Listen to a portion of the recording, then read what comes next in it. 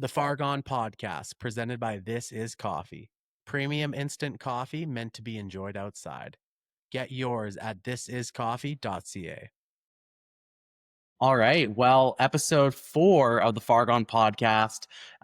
We've been doing a lot of hunt talk lately. And part of British Columbia is that we also have an amazing fishery. So today we actually have a special guest, Scotti Griffin, on. And we're here to chat a little bit of fishing. So if you don't like fishing, tune out. See you next week.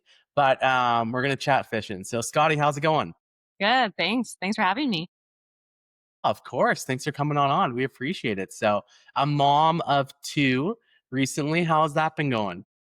Yes, it is busy and I'm always tired, but it's going really great.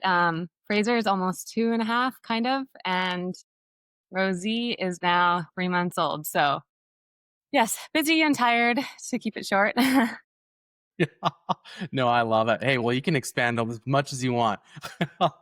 That's great, though. So, how has it been that obviously we'll get to fishing and everything like that, but I'm more interested in the parenting stuff right now. How has the biggest difference been between, call it like the 1 kids and the 2 kids? Everyone I chat with is like the 1 to 2 is crazy, and they're like, when you're like 3 plus, it's whatever. But it's like the first one's a headache, or not a headache, but it's a learning experience. The second one's even more of a learning experience. And then maybe whatever. Has that been kind of true for you guys, or how has that been balancing everything with number 2 now? Yeah, the jump from 1 to 2 kids was a huge transition, to say the least. Like having your first baby, you make it really hard on yourself because you're doing this for the first time and you're learning all these things, and you think you're just learning so much that it's really hard that first go around. And then your second baby comes along and you're like, oh, actually, babies are super easy. It's my toddler now that requires so much energy and so much time out of my day. So I find that I made it harder on myself like the first go around, but I think every mom and dad kind of do that. And then with the second, it's you kind of feel bad because you're like, "Oh man, you're getting a fraction of my attention compared to what my first was," but it's just the reality of it. I think that that's probably why most, like, second or third born children are more easygoing just because Yeah. they have to entertain themselves, and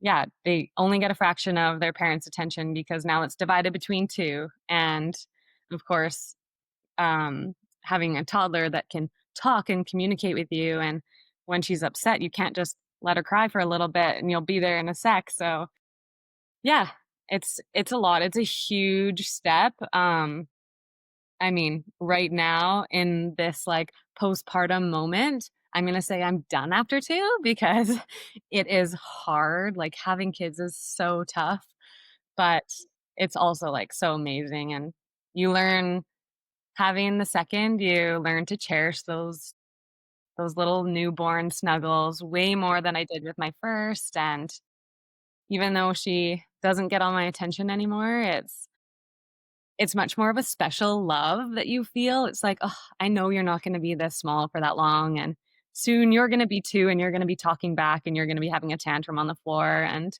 I'll just really cherish this time that I have with you now." Like, right now, she's just sleeping right beside me, so peaceful and nicely, and it's cute, so just trying to cherish these times right now.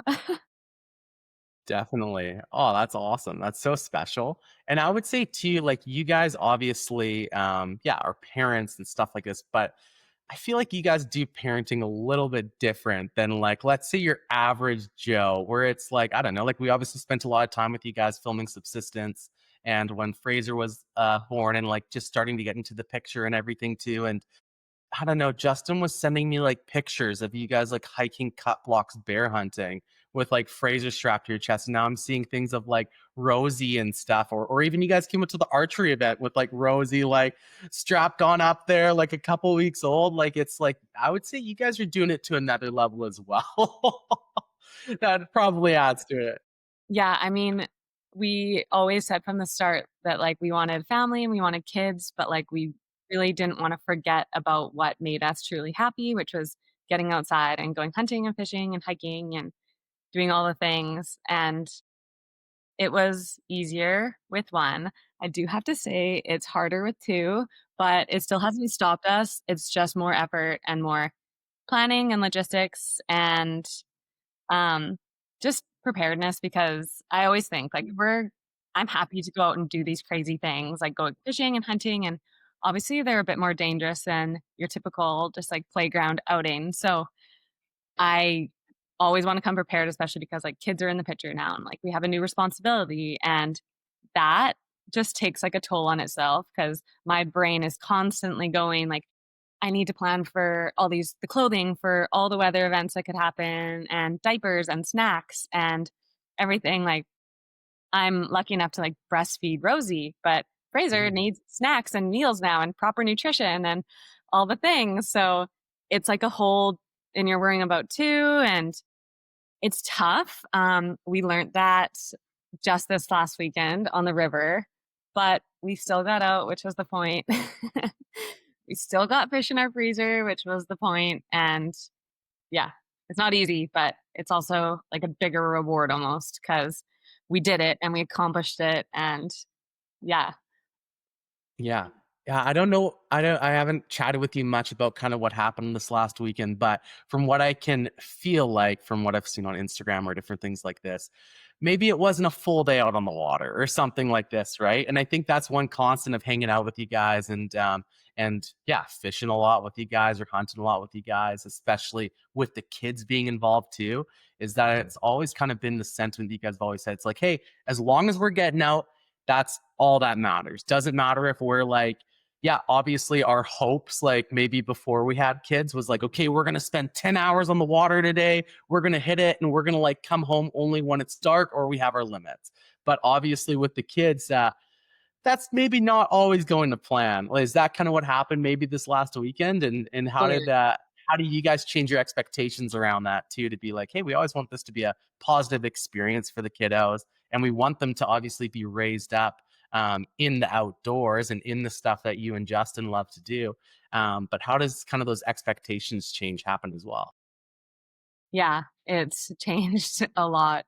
If we just get onto the river, it's a win for us. And we definitely used to be that couple that would be out there for 8 to 10 hours, like all day long if we could, would just fish all day or go outside and be like hunting all night and be in the bush for 3 days and like, not have like a huge commitment. And now with this extra responsibility, it is it's just changed so much, and I truly believe that it's gonna be a hard maybe 5 years until the kids Hmm. grow older where they can actually just, like, physically, partake a little bit better with us because like, we're carrying them. They're little tiny humans that are, like, trying to walk on these cobble rocks to get out to the river, and it's so hard for them, and Grizz is packing them on his shoulders, and I have Rosie on my chest, and we're trying to bring all the fishing gear and umbrellas and tents and snacks and everything just to make them happy, and it was so much fun, like, being on the river with them, but fishing didn't really go well when we had the whole family out. I think it was on Sunday, we packed everyone up. We are like, "Okay, the sockeye opening is just here for a short time. We have to Hmm. get out." So, we packed everyone up and we went to the river, and it was hard. I also had my sister and her nephew, so there's just, like, another added element of, like, another toddler in the mix, and we made them this, like, nice little rock pool to play in. The life jackets were on because I just don't wanna have to worry about, Yeah, yeah, exactly. just falling in the river and having to, like, save them, and we just also like to practice that, like, we're near rushing water, life jackets are on. It's just Mhm. a good rule to have, I think. And, we're just, like, managing, like, the baby's crying, put the soother in, Fraser's asking for a snack, get that. She's in this, like, I have to do everything myself, stage right now, and so, like, she asks for a fruit bar, and I unwrap the fruit bar and give it to her, and she screams because she wanted to unwrap it herself, Oh and shoot. it is just, like, truly awful, like, I think Riz casted maybe 5 times. I don't even think I fished at all. Like, it was all a blur. And it was, Sunday was a write-off. Like, we were at the river for maybe an hour and a half, and the kids were cranky. Like, we kind of dipped into their nap time a little bit, and it was like, today's not the day. And some days it just doesn't work out, and that's okay. We still got to the river, and they still got to splash around the water and throw rocks and do those kid things. Like, I'm a big advocate of not bringing, like, toys to the river, or Yeah. I'm like, "No, we're gonna play with sticks and rocks and splash in the river and, like, find things in nature that we can play with, and, like, let's count pine cones and do that stuff." So, obviously, it's just a lot of energy. It takes so much energy from the Mhm. parent. Grizz and I are both, like, we're down to do it. Like, that's just something really important to us, and we wanna keep those morals to say that, like, we will put our effort and our energy there into bringing them outside because that's what we want them to love, and we want them to have those memories to say, like, yeah, I mean, Grizz has these memories. Like, I remember when my dad brought me sockeye fishing at out in Mhm. Hope or whatever, and I'm like, "That's so cool." Like, I love that. Like, I never this was actually my very first time fishing for sockeye in the Fraser River. Really? I was just like, I was loving it. It was so cool, and I'm, like, so pumped. Yeah, it was great. Oh, Ooh, that's awesome. That's so cool. And I think too, like that, even though like, yeah, Fraser's not crazy old or anything like this, but it's like it's cool to see the fascination when you guys do catch a fish too. oh, And like exactly she's when you're like, hey, maybe if she had toys or something, she wouldn't be as interested. But it's like exactly. every time I've been with you guys and you guys have like hopefully been able to bonk a fish if it was a keeper or something like this, it's like she's all in there. And she's like, oh, tell me more or whatever. Like it's so awesome, right? So I Yeah, think she that's really knows that, like, there's sockeye salmon. She's, like, yelling at me to catch a fish, and she wants to see it, and it's awesome. Like, I love it. Like, as soon like, she knows how to reel the rod, Mhm. but she has this little ice fishing rod that she brings out, and she calls it her fishing Cool. rod. Yeah. She always has to carry it, but she's pretty much just, like, rubbing the tip in the sand, and but it's just, like, I feel like it's just going through the motions, like, it's setting her up for success to one day be able to, like, reel in a fish herself. Yeah. Yeah, Well, that's awesome. yeah. Where did those kind of lessons and everything too, like obviously you yourself, and I'd love to even hear a little bit about kind of your background and even fishing. And I know in recent years, especially, you've gotten into hunting and got your first whitetail and a couple different things like that too. But where did it all start for you? I know that you kind of grew up on the river banks of a river. Tell us a little bit about how that experience kind of shaped you, and then also about how that's obviously trajected you onto the path that you are today, where a lot of your life, like even your career and everything, right, is all around fish. Yes. I feel like I was so lucky, to grow up on, like, a riverfront property in Maple Ridge. I grew up on the Alouette, and my parents still own our childhood home today. I think they've lived there for maybe 42 years now, so it's That's very, very awesome. special. Like, I grew up on a salmon-bearing stream, so every Mhm. fall, these, like, chum salmon would come up the river, and we this was my backyard, so I was, like, down at the river every day. I knew every rock in that river. I would go down and I would catch, fry salmon in a net in the summers and, like, put them in buckets and then release them, and then every fall when the, adult salmon came up, I'd, like, see them spawn and see these, like, dead fish carcasses on my backyard, and it was, like, a very normal thing for me. Like, this is what happened, this is life, and I'd poke them and prod them, and, um, like, around Halloween was always, like, this thing where we'd always have this bonfire, and it always smelled like fish and people hated it, but, like, the smell of dead fish was like the smell of home to me, and Yeah. just, like, this very special thing. I remember in grade 4, actually, we there's something called, like, the seam to s sorry, sea to stream program where you raise salmon in your classroom, around Mhm. the whole province, and we got to raise, like, we had a fish tank of salmon in Sweet. our classroom, Yeah. and we raised them there, and then we actually got to, like, bring them back to my parents' house. Like, so it was so special for me. Like, I got to have my class in my backyard, and we release these baby salmon into the river at my house, and it was just so I don't really remember a lot from elementary school, but, like, that's what I do remember, and Awesome. obviously, it just had a huge, like, imprint on my life. I thought that everyone knew about Pacific salmon and their life cycle and how they spawn and everything, but then I realized, like, oh, no, like, I was just very, very fortunate to have lived through, like, this river and learn about On it. your freaking doorstep. You couldn't avoid it if you wanted to. Yeah, and then, um, when I was older, I just knew I didn't really know what path I wanted to take, but I knew I wanted to work in some sort of outdoor, outside element. I wasn't sure if it was for Mhm. parks or what it was. So I took a program at BCIT called Fish, Wildlife, and Recreation. And I realized that in the fisheries portion of it, a lot of people were just learning this for the very first time. But I Yeah. had just like grown with it and knew so much about salmon and their life cycle and why they were important to our rivers and everything. So then I was kind of good at the fisheries portion of it. So I was like, oh, I should just this is the route I should go. And yeah, I've been working for fisheries now for the last 5 years. Before that, I actually worked for in a hatchery too. So just like everything about fish, I love it.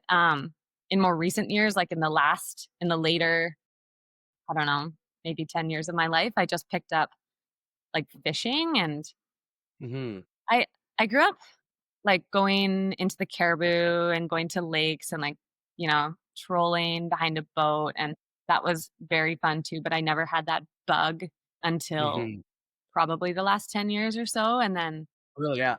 learning, like, what's around us, like the rivers where we can harvest fish and, like, the chance to catch a salmon in your backyard and then bring it home and, like, cook it for your family, especially now that I have kids, and, like, nutrition to me is very important, so, like, feeding them good quality meat is Mhm. so important to me, and if I can catch that myself and I know exactly where it came from, I just think it's, like, the best thing in the world, so, yeah, I'm just, like, all about it. I'm still learning lots, like, I feel like I know a lot, but I also there's so much to learn, so I wanna do it all. I wanna learn about conservation more, I wanna learn about fisheries more and everything. Yeah, it's great. Yeah. Oh, that's awesome. Well, there's a lot to unpack there. Yeah, I mean, I feel like I could just talk forever, but Oh, well, I love it. I love it. Well, let's get into it. So, specifically around, so when did you like first, I guess, pick up a rod? So obviously you're growing up on the river, right? And you're able to see this life cycle of these salmon and everything, obviously everything from them coming up to spawning to obviously dying, and then that nutrients getting back put into the river, and then the cycle just repeats itself, right? At what point, obviously, you're seeing that kind of on a yearly basis in the seasons that it goes. At what point are you like, hey, you know what? Maybe I want to pick up a rod and chase these different things as well.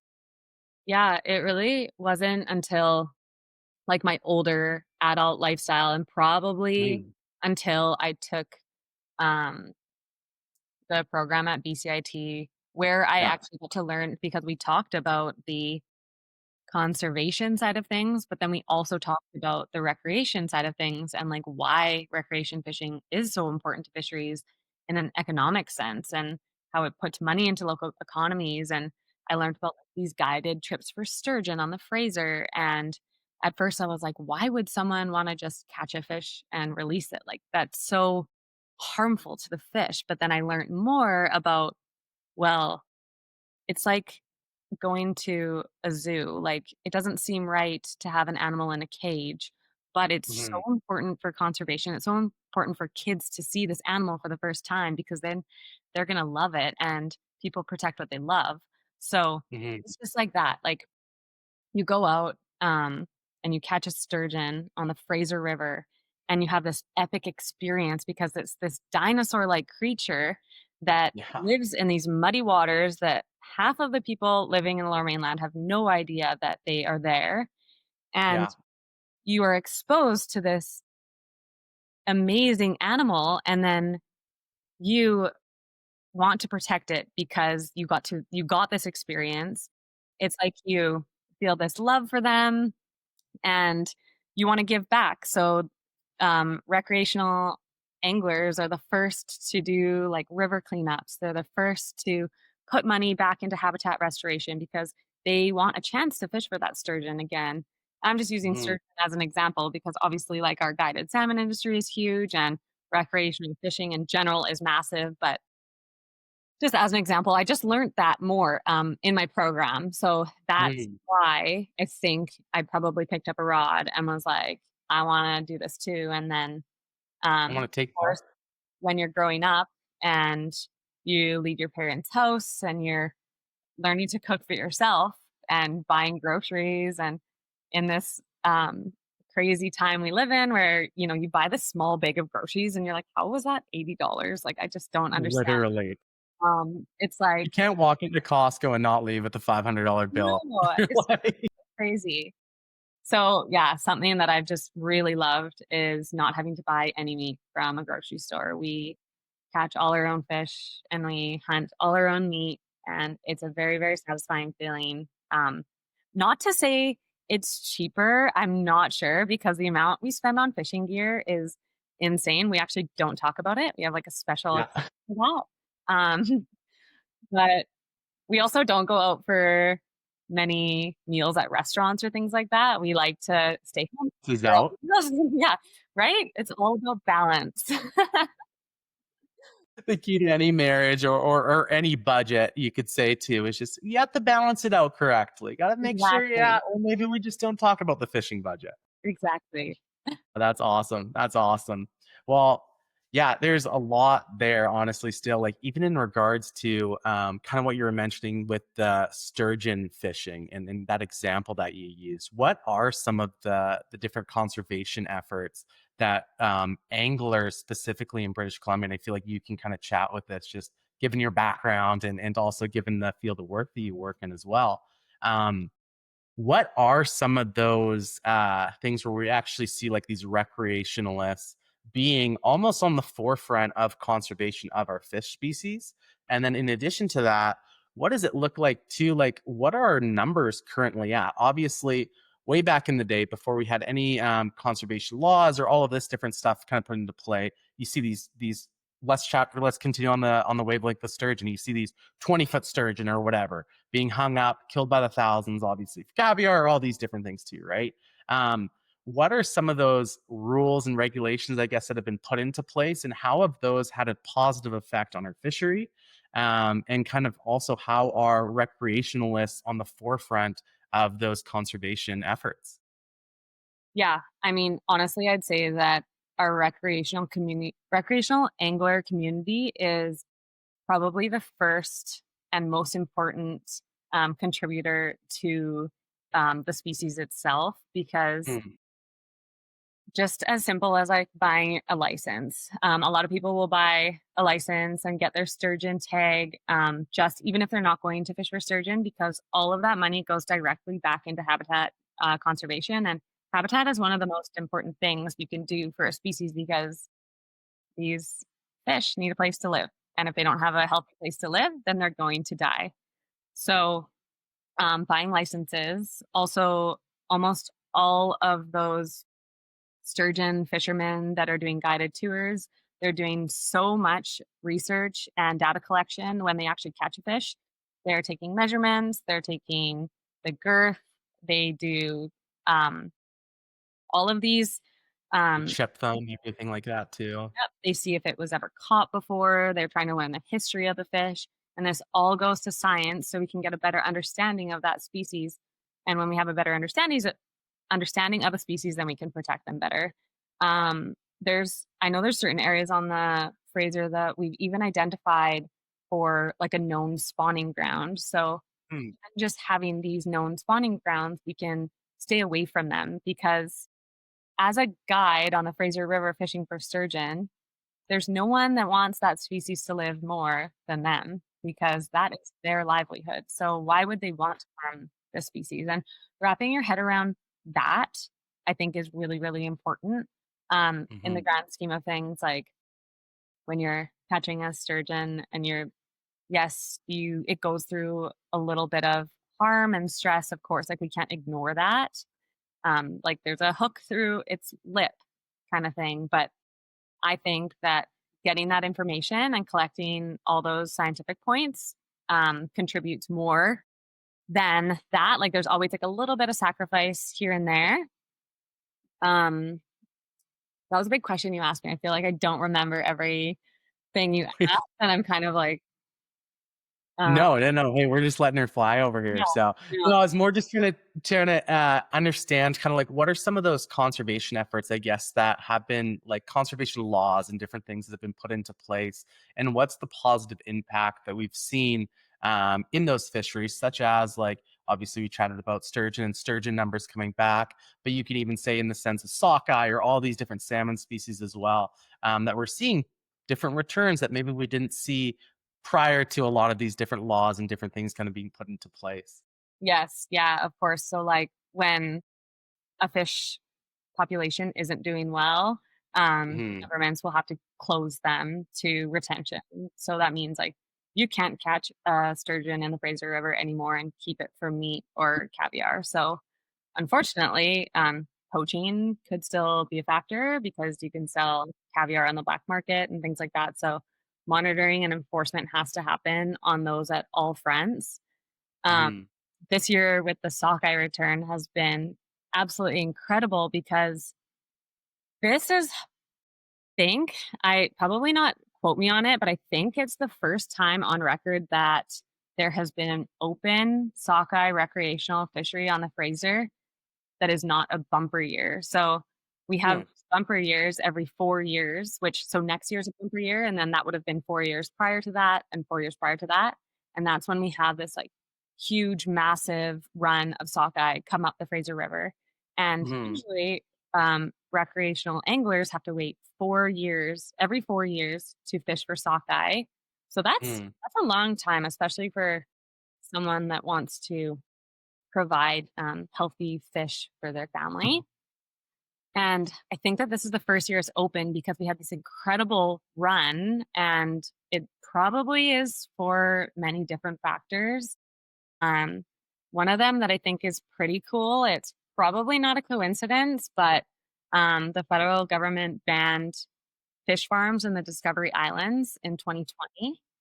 And these fish farms are bad for salmon, obviously, because of like having so much fish in such a concentrated place is like a breeding ground for parasites and for disease. And um, sea lice, for example, is natural to go on salmon at like their adult stage in their life, but it was never a natural thing for juvenile salmon to get sea lice on them.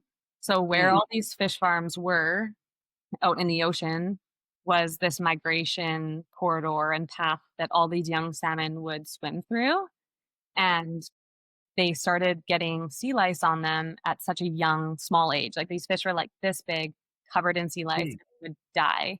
So they didn't stand Wow. a chance. And ever, like, we've had fish farms for so long, and they've been slowly deteriorating our wild salmon population. And then Okay, yeah. it's crazy because we closed them in 2020, and then sockeye salmon have a 4-year life cycle.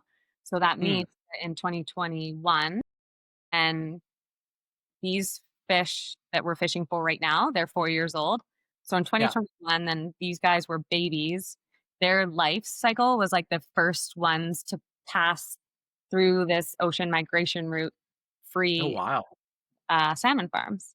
So it just goes to Wild. show Yeah. how bad these salmon farms were for our wild salmon stock. There's Mhm. obviously other contributing factors, like Mhm. there could be warm ocean currents one year that that can affect a salmon run. There could be a landslide in the Fraser River Mhm. that kills all these baby salmon or stops passage of fish. So there's many, many, many different factors. Obviously, human like human interaction of everything, like pollution in river, pollution in ocean, like all Yeah. these things could affect the run size of a fish. But Mhm. this year in particular has just been like crazy because we haven't seen this big of a salmon run in a non-bumper year in like probably 3 decades or more. So really, really exciting. I think that that's why the rec community went crazy this year because we've been seeing the numbers. I always keep track of the fish coming through either the Albion Test Fishery or the Pacific Salmon Foundation has a hydroacoustic station and mission where they can actually like count from these crazy technology about the fish, every single fish and the species that are going through mission. And right now, I had like just checked it a couple of days ago. Already 7 million sockeye salmon have passed through, which is Really? just crazy. That's I mean, awesome. obviously, our federal government decided to, with the numbers that were coming back, they did an Mhm. opening. So everyone was really excited. We had some huge advocates on our river to talk for the salmon and for the recreational community. Um, and when the federal government like deems that there is enough and it's a sustainable harvest, that it opened up and everyone was able to keep 2 salmon a day for like an 11-day period, and we're still in it. So Crazy. I know, it's so exciting, and yeah, like I said, this was my first year fishing for, Fraser River sockeye, and I just, like, absolutely loved it. It was so much fun. I got to go out the last couple of days with just, my sister and my baby, Rosie, and it was hilarious. Like, the vibes were really great on the river. Everyone was super Mm, happy. People are, like, happy to see, more women on the river too, and, like, let alone, like, a woman yeah. and a baby. Like, I apologized to everyone on the river after I left yesterday. I'm like, "I'm so like, thank you everyone for listening to my crying baby. Enjoy the peace. Like, I got my 2 sockeye. I'm out. Like, I'm gone now." And people were just like, "Don't worry about it. It's so great to have you out." And it was just really That's awesome. yeah, and it's kinda like a fishery where you go out and you get your 2 fish and you're just, like, happy to go home. You're like, "I don't have to stay on the river Mhm. for 8 hours." Like, I got my 2 fish, I'm gone. I'm so happy, and it was just really exciting. I feel like I also went on, like, a complete tangent, just, like, story. No. So That's great. No, I love it. I love it. So everything you're putting down, I'm like severely interested in. So how does that look like being a, and maybe this is a little bit of a different lane, or maybe I'll get back to that, but back to the salmon type of thing. It was really, it was really interesting. Obviously, when we did the subsistence film premiere, we were able to have, or we chatted with both you and Justin and said, hey, like we want to obviously give back to the community in different ways. So both you and Justin obviously are like, hey, we would love to give back to Wild Sheep Society at British Columbia, as well as Pacific Salmon Foundation. And we were fortunate to have representatives from both of those organizations to the film premiere for that film. And it was really cool hearing hearing how those two impact each other, right? And not necessarily the organizations, but I'm talking about the two species, right? So obviously, if you're chatting about a salmon and how crucial it is to obviously the livelihood of our rivers and our ecosystems around the rivers, which obviously in the same time, habitat and everything like this, affects our big game wildlife, everything from deer to bears to obviously our sheep and everything like that too. Can you chat a little bit about the importance of salmon to the whole ecosystem of British Columbia wildlife and also our rivers? yes, absolutely.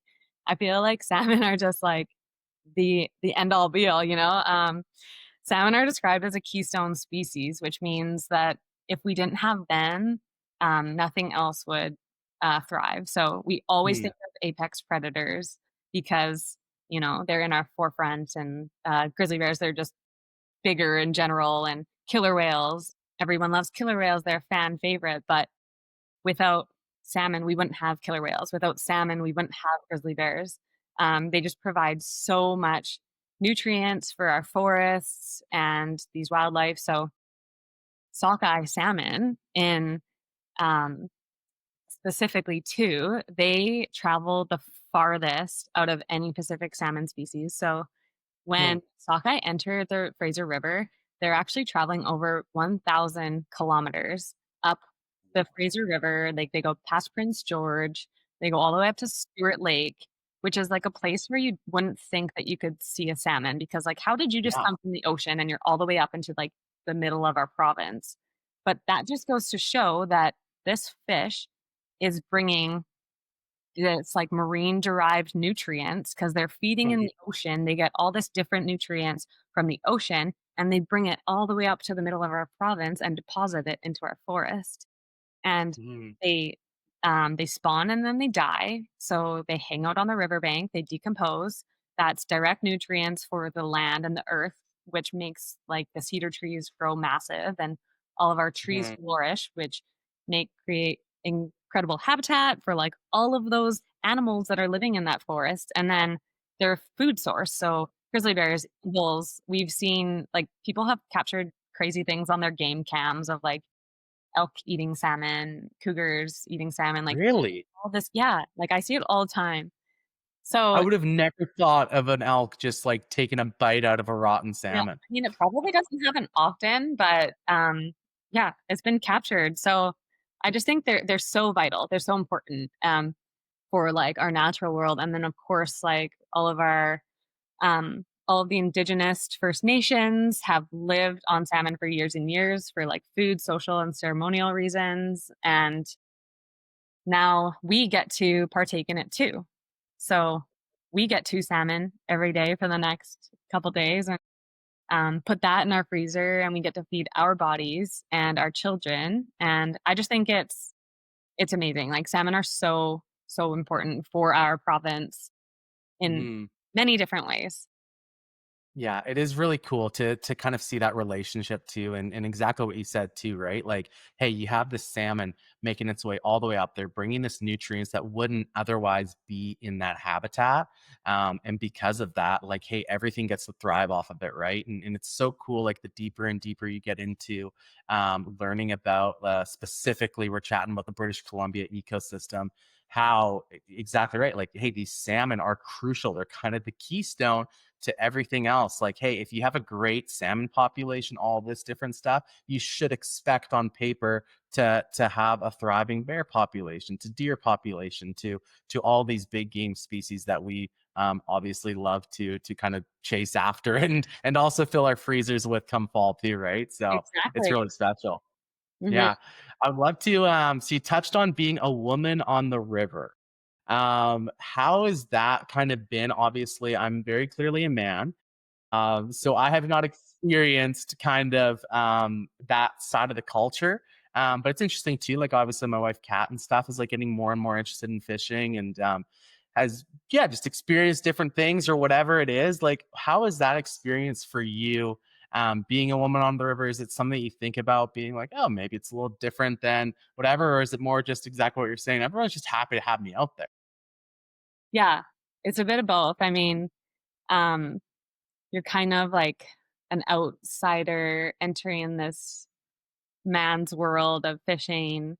So you have to have like a little bit of a confidence or kind of thing. I don't know. Like it's here and there. I feel both because sometimes I'm like, oh man, look at all these dudes on the river.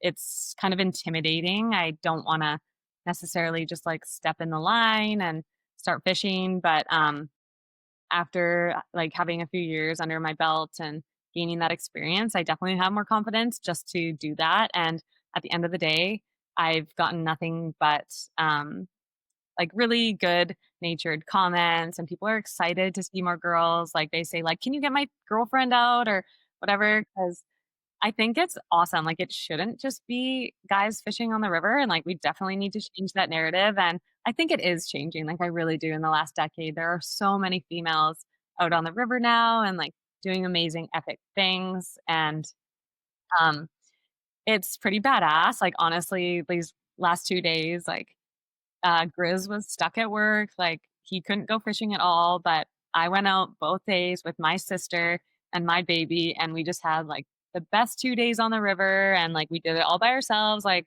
I don't need a man to Hit your limits. just, yeah, get our limits, provide for the family. It's just, like it's a really good feeling, and it's more girls should definitely do it. Um Yeah, I find like the honestly, the hardest part behind like fishing wasn't being a girl. It's like understanding all the rules and regulations of Yeah. like what to do and what I can't do. And like obviously you don't want to be breaking any rules when you go out on the river. So like there's that part of it. And then finding spots, like there's tons about like just like that pre-scouting type thing. And No, it was good, like, we had such good vibes on the river. There was also so many families, which was also just, like, really nice to see. Um, so, yeah, with the sockeye and pink opening just recently, there were so many young kids reeling in fish, Mm, girls, boys, and, like, that's where it all starts, right? Just, like, yeah, getting exactly. them out on the river, um, Yeah. at a young age and then reeling in a fish, and it was so exciting to see, and people were so friendly, and I think the more families that come out, the more you understand, like, wow, it's hard for them, so, like, we came up as a family to the river, and it was people were kinda wall to wall, but then there was Yeah. this family that, like, "Hey, if you wanna, like, slide in beside us, like, we're gonna be back and forth with our kids too," like, they just, like, knew the drill. They knew how hard it was that we even just, like, got out to the river, that they wanted to help us, and we wanted to, like, help them too, so it was just, like it was really fun. Like, the kids were playing, and then we got to fish too, so it was good times. Yeah, being a like, for any, women that are, like, listening to the podcast, I'd say just, like, it builds so much confidence, and there's so much satisfaction when you actually get out and get to catch a fish for yourself, and yeah. I think the river too can also be like an intimidating place. Like I learned that too for when I started fishing on the river, as opposed to obviously growing up in lakes or doing a bunch of stuff on the ocean and things like that when I was younger. But first coming onto the river, it is like a little intimidating too, especially if you're, I don't know, in Chilliwack, there's some zones where it just seems like everyone and their grandma comes on out and fishes shoulder to shoulder. And there's like this ethics behind it or kind of an order, I would say, to the river. And if you don't know any of that, it's like it's kind of embarrassing or intimidating, I would say too. And you're like trying to learn. I remember I was like trying to learn the center pin or something, and I'm like, I don't know when I'm supposed to cast. Like it's intimidating, right? So, and especially too, like, and that's coming from a person who, hey, had a little bit of a lake fishing background, who had a little bit of a ocean fishing background. So I could imagine someone who, and man or female, doesn't matter, someone who comes in with no fishing background and instantly sees a river and it feels like their only option, maybe they don't know any other zones, their only option is to be right shoulder to shoulder. Some people, that'd be intimidating for sure. Yeah, I know. I hate just, like, tangling lines and stuff, so I'm always, like, so cautious to, like, watch the people upstream of me, what they're doing with their cast, and then when, like, other people just, like, aren't very considerate, and I'm just like, "Yeah, I don't wanna tangle lines with, like, all these dudes," and I feel bad when I like, then that stops them from fishing, and I don't wanna mess up and, like yeah. It's too funny. Oh, yeah. Well, I'd love to. One of my favorite topics of conversation whenever we get together is chatting about our most recent recipes. Obviously, right now, sockeye is happening, and sockeye is like you've been mentioning, you've been hitting some limits. So I got to ask, have you cooked any of those up? What have you been doing? Are you smoking them? Are you grilling them up? You doing some stir? Like, tell me, what are some of your favorite recipes and what are we working with here? But you know, don't also have to give away any secrets either. So, No, okay. I made this, like, amazing recipe last night, and I first saw it on an Instagram reel, okay, and it's really easy. such a good place to get recipes, which is wild. Oh, I know.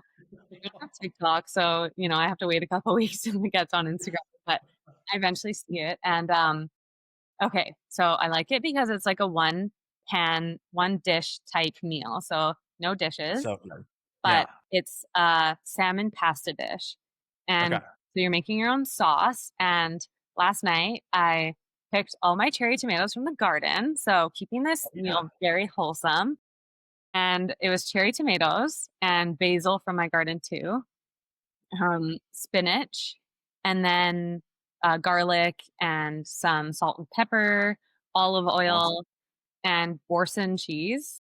You can also Oh use yeah. feta, I think, but I use Okay. Boursin. It's, like, creamy and delicious, and, like, it has, like, Yeah. The I garlic type or what type of the Boursin? They have a garlic couple chive different one, flavors, right? the garlic chive, Pardon?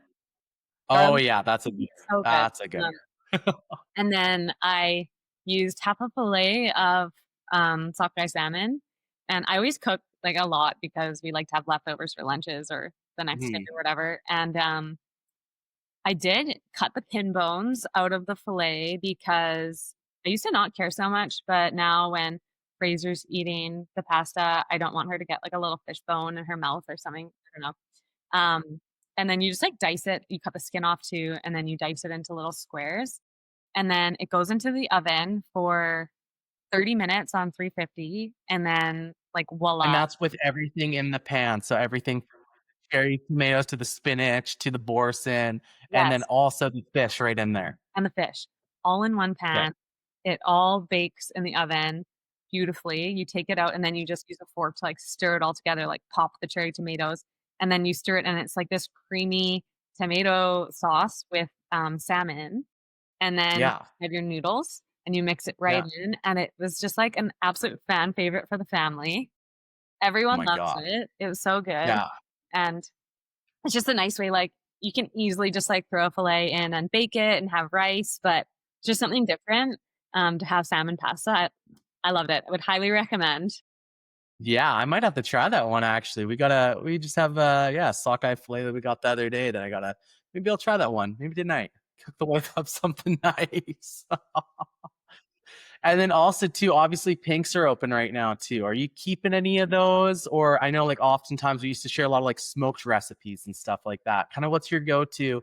Let's say if you're gonna retain a pink and are you smoking it? Are you putting it right on, doing something similar? What's kind of your go-to with that? Yeah. I did not keep any pinks. We did catch a pink yesterday, and, we decided to let it go. I also, like, really don't like to see meat go bad in our freezer. Hmm. Um, Yeah. so I only try and keep, like, what I'm going to use.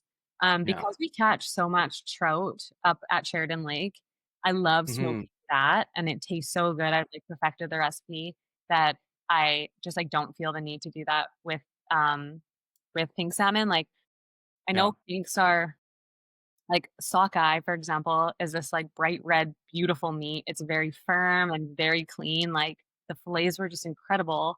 Um, and Chinook salmon, when you can get a red spring, it's, like, full of this, like, really great fat omega-3s, um, Mm. because 'cause they're, like, in the ocean for so long, and pinks, they only have, like, a 2-year life cycle, so you can understand why they don't actually get as much nutrients as the other salmon do, because they don't live in the ocean for as long.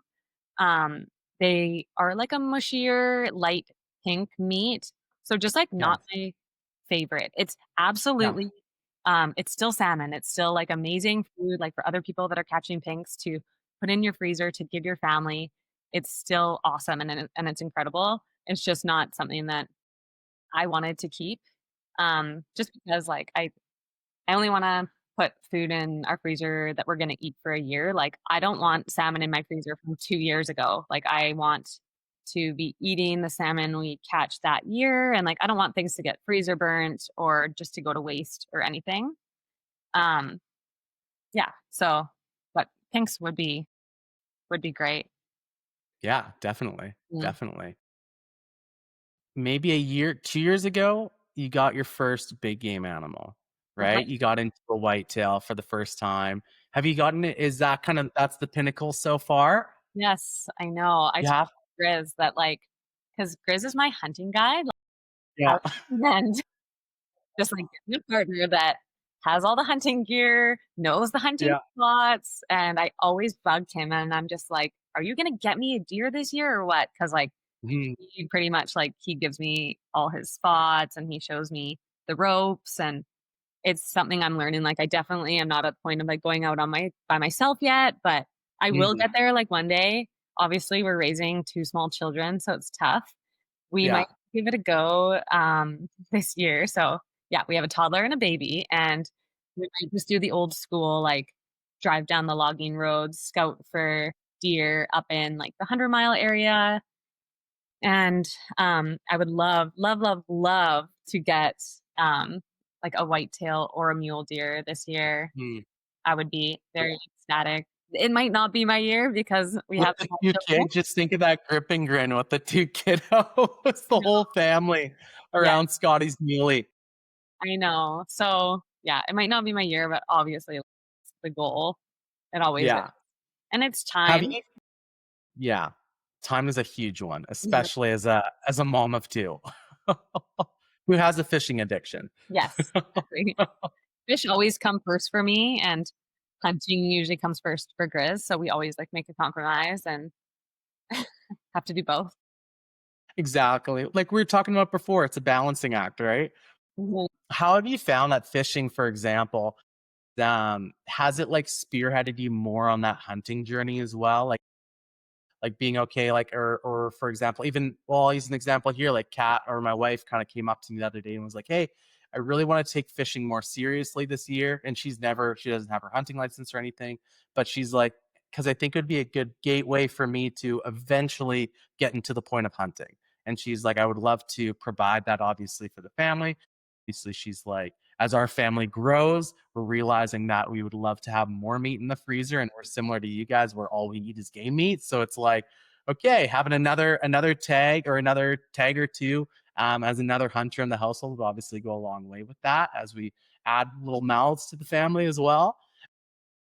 Have you found that like the fishing kind of is that almost call it your gateway drug into the hunting? Do you find that the more you fish, the more you're like, oh, I am interested in the hunting side of things too?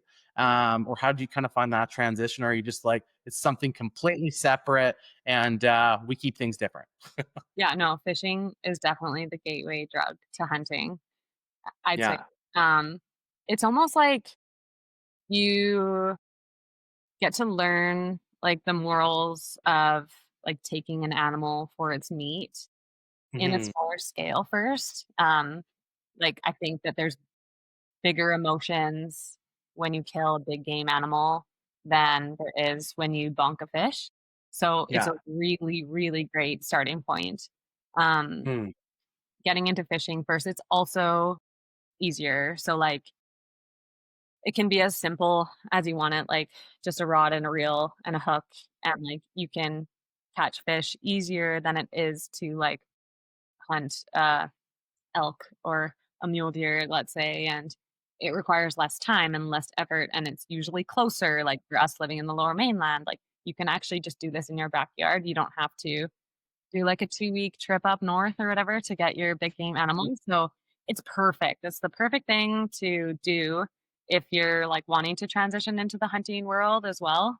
Um, it's funny because on the river yesterday, I was just like I was using rocks to just kill sockeye after sockeye and then sisters sockeye after sockeye, and she Yeah. asked me because like, I'm still helping my sister too, she's still getting into learning, and she's really she yeah, is understanding it all, but I'm the one that was, like, killing them and then, like, ripping their gills out and bleeding them, and my sister was just, do you ever feel bad?" And I was just like it takes you a step back because 'cause you're just like, yeah, all of a sudden this was just, like, kinda becoming, like, too normal for me just to, like, bonk that fish, kill it, put it on the side, and I wasn't really necessarily, like, associating that, like, I'm taking a life per se, but, you start there and then you kinda I'm not, like, fully desensitized from it, but you do get a little bit, like, detached from it all, but I think that just, like, having, like, the proper education behind it all and knowing, like, why we can actually harvest these species, like, the federal government wouldn't have opened up sockeye fishing to the recreational community if there wasn't so many fish in the river that it was gonna affect their population or something. There's so many in there that we can take our 2 a day, and it's not going to affect the future population of fish because Hmm. opened it otherwise. So just Yeah. Exactly. training in like our resource management sectors to do the right thing, to open fisheries when there's lots, um, for like killing deer or elk they you wouldn't be allowed to do it if it was a conservation concern. So I think that having that proper understanding of killing animals in that way, helps you just, like, justify it in a way, and it's also, like, a very natural thing, like, we're human beings, we need food to live, and I would rather get my food a more, like, natural and sustainable way than the grocery store where, like, I have no idea where that meat or that fish came for or it has been through, how many trucks it's been in, and how did it get Hmm. here, and why does it still look fresh? Like, there's gotta be some sort of something on there That that shouldn't be right. like, I swear, like, I picked raspberries from my garden, and the next day they're moldy. But I buy Yeah. raspberries from the store, and they look perfect for, like, 2 And they weeks in came the from fridge. California. I know, and I'm like, "There is something crazy on these raspberries that is, like, some chemical, I guess, that I'm putting in my body that's making them still fresh, like, not mold." So it's just, like, Yeah. all these things I kinda think about, and, yeah, back to, like, fishing is the gateway drug to hunting. I think it's, like, it's a gateway drug for sure, but it's also, like, a really good stepping stone. Um, Mhm. and to be honest, like, if I wasn't with Grizz and wasn't, like, he's so passionate about hunting, he's taught me so much about everything, and he's the one that's been, like, and I kind of saw in him, like, I was like, "Oh, that looks fun." Like, Yeah. I wanna do that too, like, take me out, like, I there's so much opportunity in fishing alone that, like, I don't know if I would have even taken the step to go hunting. Like, I didn't have that draw before I got together with Grizz where I saw all these opportunities and, like, amazing just, like, beautiful sceneries too, like, he's up in this, like, alpine mountain, and you set up, like, the elk camp, and it's fun, and it's awesome. I'm like, "Yeah, I wanna do that too, like, that looks great," and then, yeah, now with, like, more kids in the picture and having, like, that meat in our freezer, obviously, catching a deer or Mhm. an elk just goes so far when Yeah. you only have a few salmon a year or whatever, and you're like, I can eat a full sockeye salmon in, like, 2 days, like, with our family and eating it all, and it's like, it's gone now. Whereas, like, you harvest that deer or big game animal, and you have meat for so long, and then you can, like, cook it in different recipes and get creative, and yeah, it's great. It's a whole thing. It's a Yeah, whole ball the game. whole thing. So can confirm it is the gateway drug. So you're saying I gotta get cat out on the river a little bit The more here gateway this drug, but it's year. also a perfect stepping stone. Yeah, Yeah, exactly. That's a great way to put it. And I think too, it is a heavy thing, right? Like, hey, we say that constantly when we're out there. Is like, hey, this is we are taking a life to better our own life, whether that be a fish, whether that be a big game animal, or people could always argue that down to even that piece of spinach you're eating or something, right? It's like everything around us as humans, for us to thrive and for us to feel our body, it is taking a life. And it's like, hey, that should be like a heavy thing that we don't take for granted. And I think especially as outdoorsmen or all this different stuff, like we just are, the difference is that we're like physically there and we can feel the full weight of those different things, right? Where yeah, if you're just buying a piece of steak from the store, you don't even think of the fact that it's a cow or something, right? It's just like, no, it's just steak. But then, hey, now you're pulling out that, I bet you're pulling out those whitetail steaks from your whitetail and being like, oh, well, I remember everything about this. I remember the effort, the sweat, everything about, like, first of all, getting into this, finding these zones, finding all this different stuff, then like the craziness, and I bet like a roller coaster of emotions, I would imagine, around like taking this life, and then at the same time, then learning the whole process of cutting it up, processing it, and now to the point where now I get to feed that steak to my little girl or like something like that. So it's a exactly. full circle thing. I know, and just, like, teaching her about, like, where that came from, and I know that, like, Mhm. hunting can be, like, my mom to this day still doesn't like, she's not really okay with eating game meat, and just because it's, like, an animal and she feels for it and she doesn't wanna eat that, but, like, I hope my mom doesn't listen to this podcast, but there's so much, like, disconnect for her that's just, like, when she buys that meat from the store, like, she truly doesn't think about the meat, like, Where it came from. animal, like, that animal, Yeah. what it was, and, like, where it came from, so, I mean, we can all have different beliefs and opinions in this world, I would never fault her for it, like, you know what I mean? Yeah. And I think everyone listening to this podcast is probably a hunter or fisher, so, um, yeah, and, of course, like, just, like, having the experience of, like, harvesting that white-tailed deer and then being able to cook it up for, like, that next full year and eat it, Mhm. give my kids, like, just, like, really great nutritional food that I know exactly where it came from. It's super lean. I know it was, like, living out in the wild. It wasn't just, like, fed all this crap. It's just there's no better feeling, honestly. Yeah. No, it's really true. So I have one more thing. I know that we're pushing an hour here, and I know that you're dealing with a Rosie's nap time, but I need to ask you, and as soon as she starts quacking, we can jump off here. But it's been really cool. So obviously, like spending time in the outdoors and with different people and different things like this, I'm very focused on the game animal or focused on the fish. But it's been interesting walking in the woods with you where yes, you're obviously focused on the game animal and or on the fish or all this different stuff, but you're also looking down and around you a lot more than the average person and being like, "Oh my gosh, have you seen this flower?" Or like this thing is edible, or like, oh, if this is like the ecosystem in area, if we go over there, there might be some mushrooms underneath. And like, honestly, you've opened my eyes to the whole foraging side of it.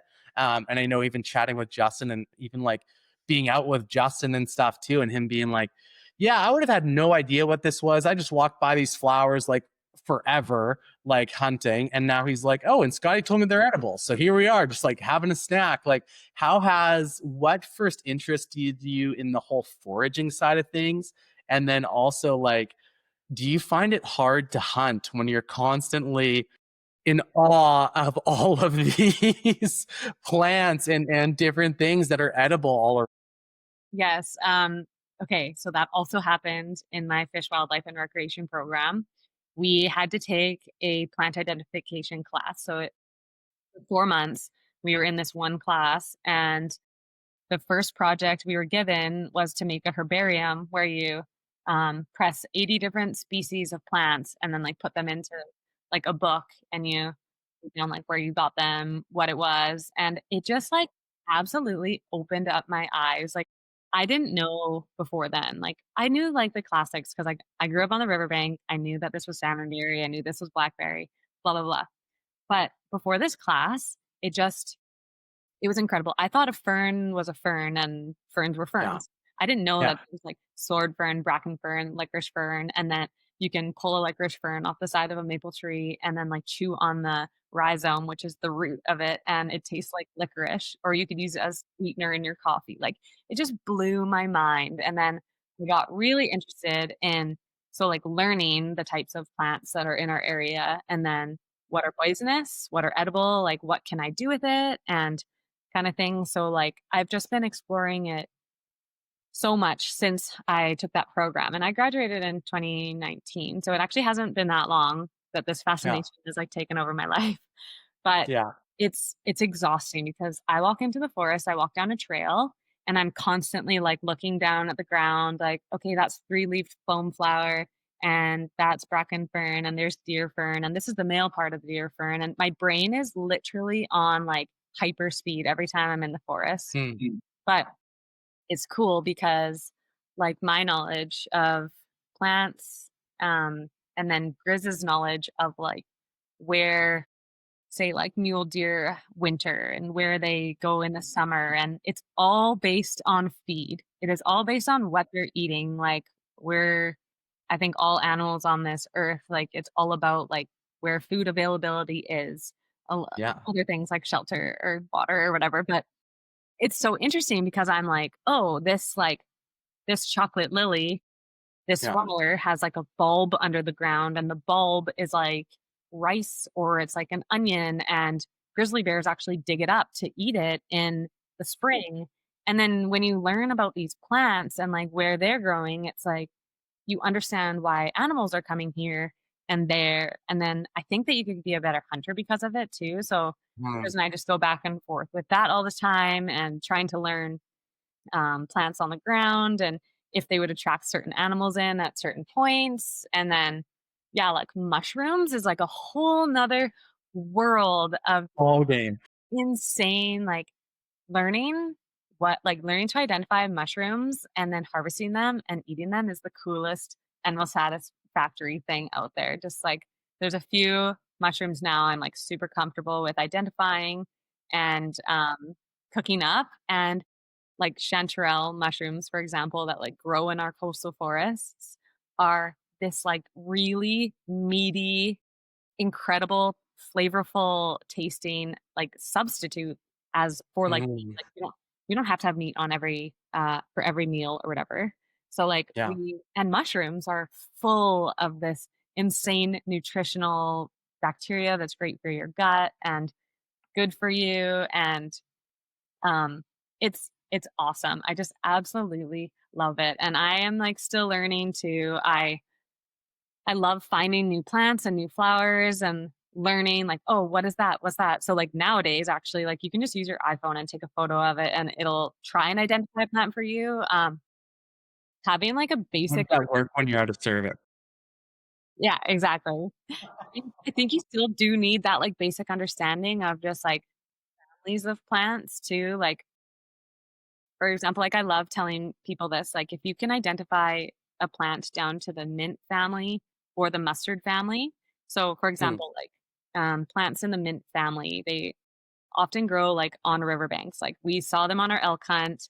Um, Hmm. if you can identify a plant in the mint family, it is edible in the entire world. So, Hmm. they have, like, serrated leaves, they grow in, like, an opposite fashion uh, as opposed to, like, alternative this is just, like, the leaf pattern.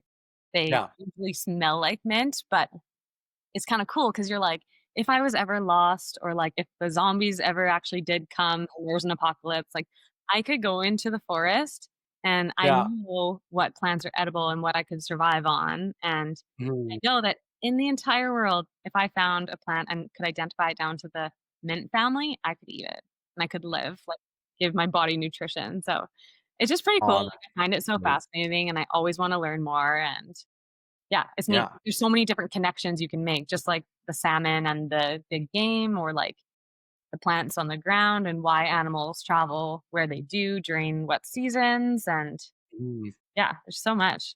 I love it all. Oh, oh, I love it. Well, honestly, I could just chat with that for hours.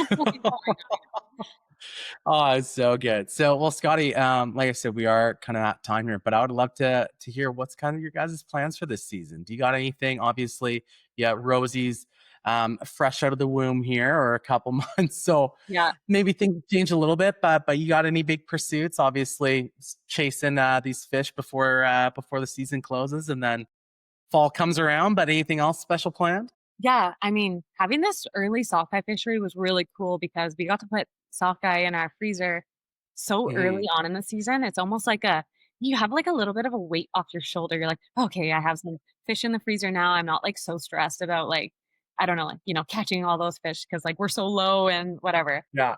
But yeah, like getting out as much as we can. We're gonna have like a week of family time. So Grizz is going on the 2-week hunting trip with you. Yeah. And so I'm like, okay, Can't wait. you owe me a full week at the lake now because you're gone for 2 weeks. Um, so we're gonna have some like family time at the lake. And then if we get out in the boat, which we will, it's just gonna be an extra bonus, like in between nap times and stuff. Harvest some trout there, and then salmon season is upon us. Hmm. And we'll see if, like, in the books for me this year is a deer. I would be ecstatic if that happened, but it's gonna be a tough one. Um, yeah, September is next week, and I it's, like, my favorite month of the year, but it's also just, like, so busy. We have so many plans. We're actually, like, heading to Vancouver Island for one of our annual, like, um, family fishing trips type thing. So yeah, there's Oh, lots of awesome. packing, lots of prep, lots of hunting, lots of, processing. Mm. Lots of Oh, it's so lots good. of plans always, and then I'm Yeah. always looking forward to the next season, so, like, I'm so stoked for, like, catching coho in our local rivers coming up, but then I'm also looking forward to, like, ice fishing already. I'm like, "How is that even, like, on my radar?" But it is, like, I just, always looking forward to the next season of things, so Oh, I love it. Well, we're gonna have to have you on maybe in a couple months or something again if you're down to it, or if you had a good time. And long story short, we'll have to keep updated. Like I said, Scott, I think we could unpack for about like this could be honestly an 8 hour podcast. yeah, yeah. And Awesome. and maybe I won't show up in, like, the shirt I slept in and, like, baby puke on my shoulder, and is what it is. No, exactly. Hey, it fits the new mom vibe, that's for sure. So Exactly. awesome. Well, thanks, Scotty. Really appreciate you jumping on. And yeah, like I said, we'll touch base with you in a couple months here and to hear all about everything. So Yeah, sounds hey, good. and enjoy the rest of the sockeye opening. Yeah. Thanks so much, Nolan. You're a great podcast host. Oh, thanks. Hey, we're learning. We're learning over here. So, awesome. So good. See you guys next week on the Fargone Podcast, episode 5. Sounds good.